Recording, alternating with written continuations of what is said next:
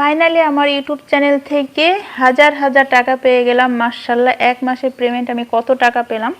এই অ্যাডসেন্সটা আমি অনেক দিন আগেই পেয়েছি, কিন্তু সেটা নিয়ে আমি ভিডিও করি নাই। তার কারণ আমি ভাবছিলাম যে আমার ফার্স্ট পেমেন্টটা আগে হাতে আসুক, তারপর আমি আপনাদের সঙ্গে দুটো একসঙ্গে তুলে ধরবো, যে ফার্স্ট পেমেন্ট পেয়েছি এবং অ্যাডসেন্স লেটার। আর কিভাবে আমি অ্যাডসেন্স লেটারটা হাতে পেলাম বিস্তারিত সব কিছু আজকের ভিডিওতে থাকবে। আপনারা যারা অ্যাডসেন্স লেটার হাতে পাচ্ছেন না, আমার কৌশলটা অবলম্বন করবেন, অবশ্যই আপনারা খুব তাড়াতাড়ি অ্যাডসেন্স হাতে পাবেন। অনেকে আছে অ্যাডসেন্স লেটার হাতে পায় না, লাস্টে মনিটাইজ চলে যায়। আমার চ্যানেলের মনিটাইজ যাওয়া ভাব, দুইটা অ্যাডসেন্স লেটার ফেলে দিয়েছে, আমার হাতে দেয় নাই। আর 3টার সময় আমার বুদ্ধি খাটিয়ে আমি কিন্তু এই অ্যাডসেন্স লেটারটা হাতে পেয়েছি এবং এতগুলো টাকা ফাইনালি আমি তুলতে পেরেছি। কিভাবে কি করেছি বিস্তারিত আপনারা জেনে নেবেন। যারা নতুন ইউটিউব চ্যানেল খুলেছেন বা মনিটাইজ পাবেন এরকম, বা অ্যাডসেন্সের জন্য যারা আবেদন করেছেন, এই ভিডিওটা তাদের জন্য খুবই হেল্পফুল হবে। তো আমি প্রথমে উপজেলার অ্যাড্রেসটা দেই নাই, গ্রাম্য যেই পোস্ট অফিসটা থাকে সেখানকার অ্যাড্রেস দিয়ে দিয়েছিলাম। আর বাদ বাকি আমার এনআইডি কার্ড থেকে দেখে দেখে আমি সমস্ত কিন্তু অ্যাড্রেসটা খুব সুন্দরভাবে লিখে দিয়েছিলাম। এখানে আমার অ্যাড্রেসটা দেওয়া আছে।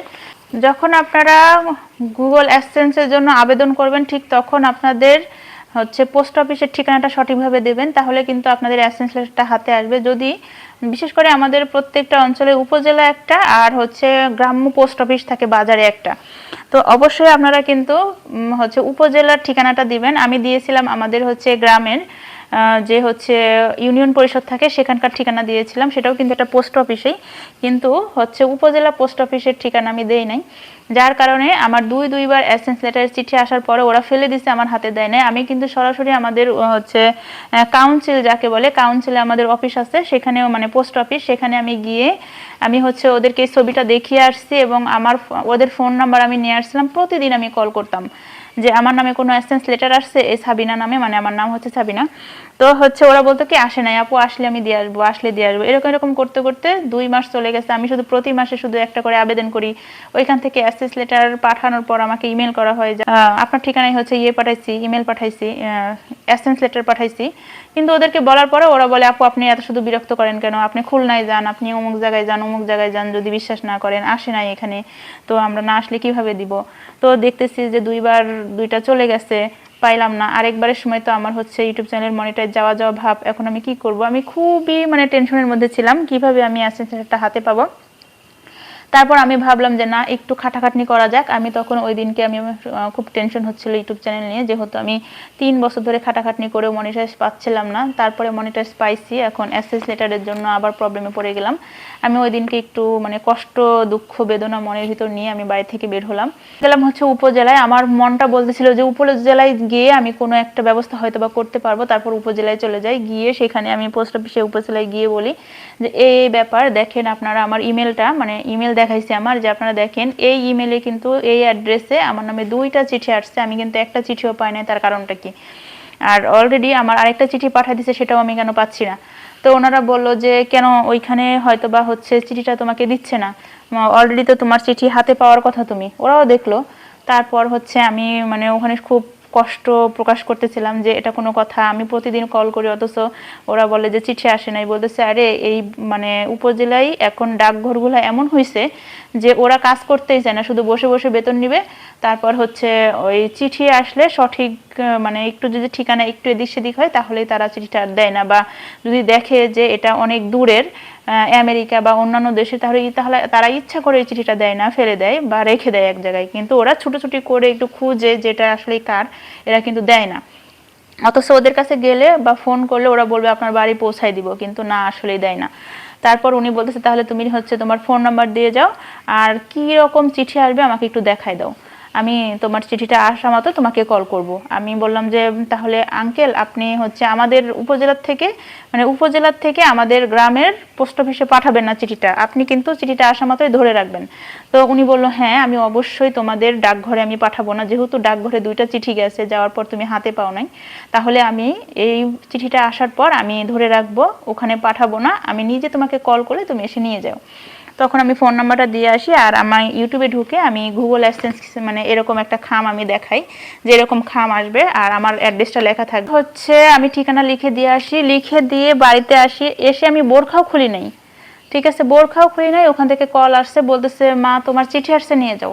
আমি আবার ওইভাবে দৌড়াই গেলাম। যাওয়ার আগে আমি এত আনন্দিত, এত খুশি ছিলাম, আমি বাজার থেকে 1.5 কেজি মিষ্টি কিনে নিয়ে গেলাম ওই ভাইয়াটার জন্য। গিয়ে আমি মিষ্টি দিয়ে আমি এই খামটা নিয়ে চলে আসলাম।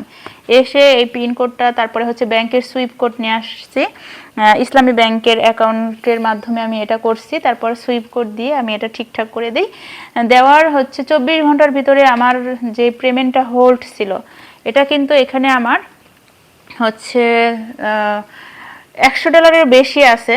ঠিক আছে, প্রায় $200 হয়ে গেছিলো। $200 থেকে ভ্যাট ট্যাট কেটে তারপরে এই টাকাটা আমি হাতে পাই। ঠিক আছে, তো প্রথম মাসের পেমেন্টটা আমার হোল্ডিংয়ে ছিল। তো দ্বিতীয় মাসের পেমেন্ট সহ, প্রথম মাসের হোল্ডিং পেমেন্ট সহ পুরোটাই 24 ঘন্টার মাধ্যমে আমার ব্যাংকে চলে আসে। আমি হচ্ছে ইউটিউবে যে আর্ন অপশন আছে সেখানে গিয়ে দেখি যে নাই, ডলার কেটে গেছে। তখন ভাবলাম যে অবশ্যই ব্যাংকে চলে আসছে। এরপর আমি ব্যাংকে খোঁজ নিয়ে দেখি যে হ্যাঁ আলহামদুলিল্লাহ আমার পেমেন্টটা চলে আসছে। যাই হোক, এরপরে তো আমি পেমেন্টটা হাতেই পেলাম। এখন কথা হচ্ছে আপনারা কি করবেন, অবশ্যই উপজেলার অ্যাড্রেসটা দিবেন, উপজেলার অ্যাড্রেস দিবেন এবং অবশ্যই ফোন নাম্বার দিয়ে দিবেন। যদি ফোন নাম্বার না দেন তাহলে কিন্তু অনেক সমস্যা। ফোন নাম্বারটা দিলে ওরা যদি খামের উপর হচ্ছে নাম্বার পায় তাহলে ফোন দিবে, আর যদি ফোন নাম্বার না পায় ফোন তো দিবেই না, আরও আপনার চিঠিটা ফেলে রাখবে। এমনিতেই তো চিঠি ফেলে রাখে দিতে চায় না। আপনি ফোন করে যতই বলেন না কেন যে আমার নামে গুগল অ্যাসেন্স থেকে কোনো চিঠি আসছে, ওরা বলবে না। ঠিক আছে, কিন্তু আপনি সরাসরি হচ্ছে পোস্ট অফিসে যাবেন, গিয়ে আপনি কথা বলবেন, খোঁজ নেবেন। ফোন করে বললে ওরা দেয় না। আমি প্রতিনিয়ত কল করছি, ওরা দেয় নাই। যাই হোক, মানে এটা হচ্ছে আমার গ্রামের পোস্ট অফিসের কথা বলতেছি। আপনারা যারা নতুন আছেন, ভাবছেন ইউটিউব চ্যানেল থেকে টাকা আর্ন করা যায় না, কষ্ট অনেক, আসলে এটা কষ্ট না। আপনি ধৈর্য সহকারে প্রতিনিয়ত ভিডিও করবেন। মনে করেন প্রতিদিন আপনি হচ্ছে 2 ঘন্টা ঘুমান, মনে করবেন আপনি ঘুমাচ্ছেন, ভিডিও দিয়ে আপনি ঘুমাই যাবেন, সোজা কথা। দেখবেন কোনো না কোনো ভিডিও আপনার র্যাঙ্ক করছে, ভাইরাল হয়েছে, আর আপনি সেখান থেকে অবশ্যই টাকা পেয়ে যাবেন। আমি যখন ইউটিউব চ্যানেল চালাইছি তখন সবাই আমাকে গালি দিছে যে হচ্ছে টাকা পায় না কেন, আমি এত কষ্ট করি, টাকা জীবনেও পাবো না, শুধু আমি কষ্ট করতেছি। তো যা হোক, টাকাও আমি তুলছি, কষ্ট করছি, সবই আমি করছি, কিন্তু এই সুখের ভাগ এখন কি আমি কাউকে দিব না। কারণ আমি কষ্ট করছি, সুখের ভাগিদারও আমি। তো আপনি যদি কষ্ট করেন, কষ্ট করলে অবশ্যই নিরাশ হবেন না, কষ্ট করলে টাকা পাবেন, এখানে অনেকগুলো টাকা আছে। আর সবচেয়ে বড় কথা হলো বাংলাদেশি টাকার হচ্ছে ডলারের মানটা একটু কম। ঠিক আছে, বাংলাদেশে যে ডলার আসে সেটা কনভার্ট করে আপনার ব্যাংকে কিন্তু টাকাটা কমই আসে, একটু টাকা ভ্যাট এটা সেটা চার্জ টার্জ কেটে একটু কম আসে। তো এই জন্যই 12,500 13,500 এরকম $100 হয়। এটাই হচ্ছে কথা, একদম জেনুইন কথা। যারা প্রথম পেমেন্ট উঠান তারা অবশ্যই জানেন, আর যারা জানেন না তাদের জন্য এই কথাটা। তো এতগুলো টাকা আমার কাছে অনেক কিছু, আমার একটা স্বপ্ন বলতে পারেন। আপনাদের স্বপ্ন পূরণ হবে, আপনারা নিয়মিত ভিডিও দিয়ে যান। সবাই ভালো থাকবেন, সুস্থ থাকবেন, আল্লাহ হাফেজ।